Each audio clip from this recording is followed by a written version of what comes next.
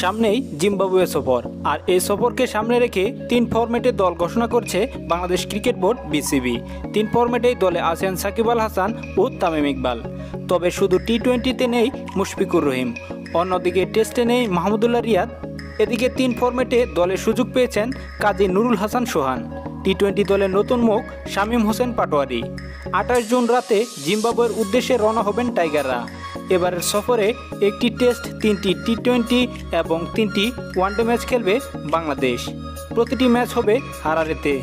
আজকের এই ভিডিওটিতে বাংলাদেশের 3 ফরম্যাটের যে দল ঘোষণা করছে সেই স্কোয়াডটি দেখিয়ে দিব। তো বন্ধুরা অবশ্যই ধৈর্য সহকারে সম্পূর্ণ ভিডিওটি দেখবেন। তো বন্ধুরা আপনাদের কাছে একটাই রিকোয়েস্ট থাকবে, ভিডিওটি ন্যূনতম ভালো লেগে থাকলে অবশ্যই বন্ধুরা ভিডিওটিতে একটি লাইক দিয়ে খেলার সকল আপডেট সবার আগে পেতে চ্যানেলটি সাবস্ক্রাইব করে পাশে থাকা বেল আইকনটি বাজিয়ে দেবেন।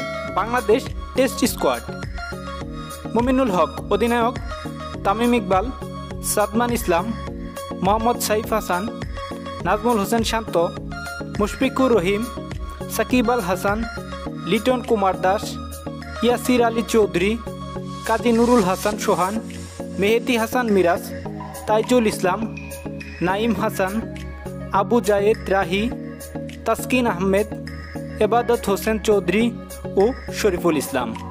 বাংলাদেশ ওয়ানডে স্কোয়াড: তামিম ইকবাল অধিনায়ক, নাঈম শেখ, লিটন কুমার দাস, সাকিব আল হাসান, মুশফিকুর রহিম, মাহমুদুল্লাহ রিয়াদ, মোসাদ্দেক হোসেন সৈকত, মোহাম্মদ মিঠুন, আফিফ হোসেন, কাজী নুরুল হাসান সোহান, মেহেদী হাসান মিরাজ, তাইজুল ইসলাম, সাইফুদ্দিন, মুস্তাফিজুর রহমান, তাসকিন আহমেদ, রুবেল হোসেন ও শরীফুল ইসলাম।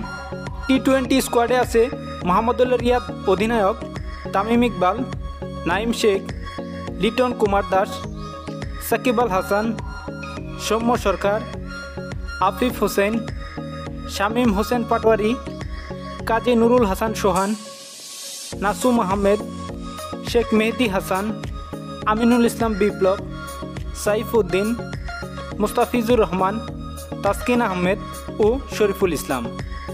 এই ছিল বাংলাদেশ জিম্বাবুয়ে সফরের 3 ফরম্যাটের স্কোয়াড। তো বন্ধুরা অবশ্যই কমেন্ট বক্সে জানাতে ভুলবেন না এই সিরিজ কোন দল জিতবে, অবশ্যই বন্ধুরা কমেন্ট বক্সে জানিয়ে দেবেন।